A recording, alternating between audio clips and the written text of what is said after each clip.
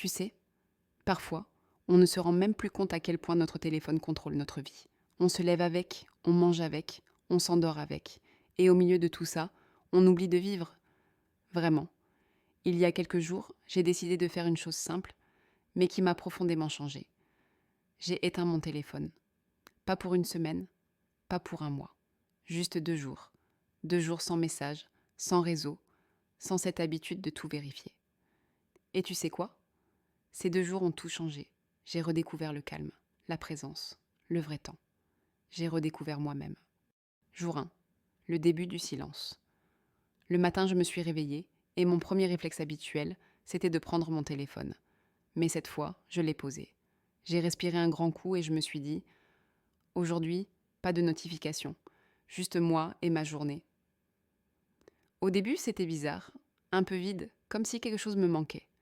Je sentais un petit stress, une envie de vérifier si quelqu'un m'avait écrit, mais j'ai décidé de laisser passer cette sensation.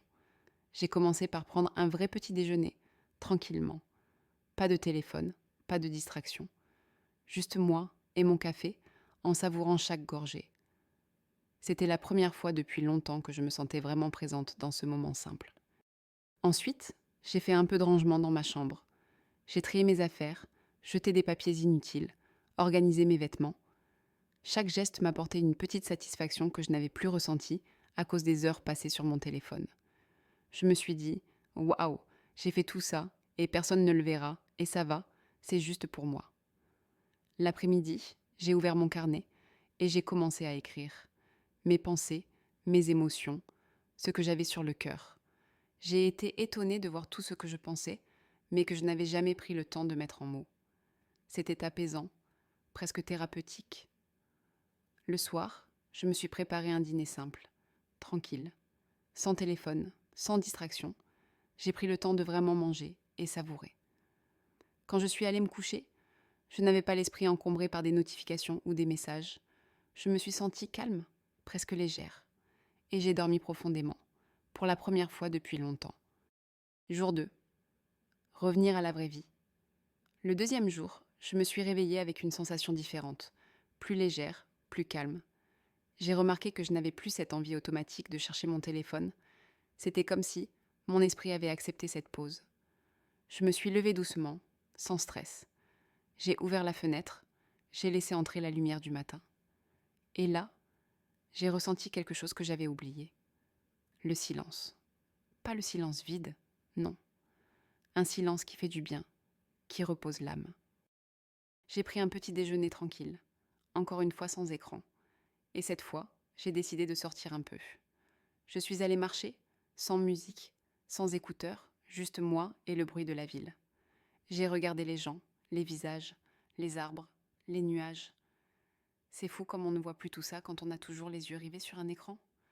Je me suis arrêtée sur un banc, j'ai respiré profondément et je me suis dit, ça, c'est la vraie vie. Pas les stories, pas les likes, pas les comparaisons. Juste ce moment-là. En rentrant, j'ai fait une liste de tout ce que je devais faire depuis longtemps.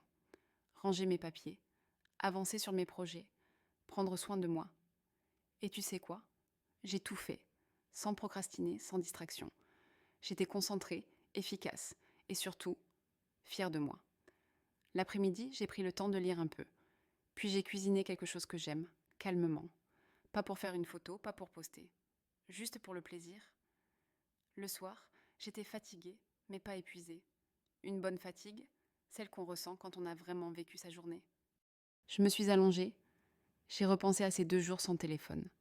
Et je me suis rendu compte que j'avais retrouvé quelque chose de précieux. Ma paix intérieure. J'ai compris que la vraie connexion, c'est pas avec les autres sur un écran, c'est avec soi. Et parfois, il suffit d'un peu de silence, pour vraiment s'entendre.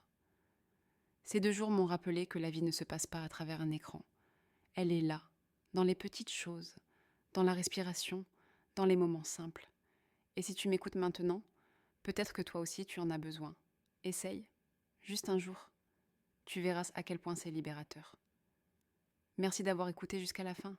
Et si ce podcast t'a parlé, prends quelques minutes aujourd'hui, juste pour toi.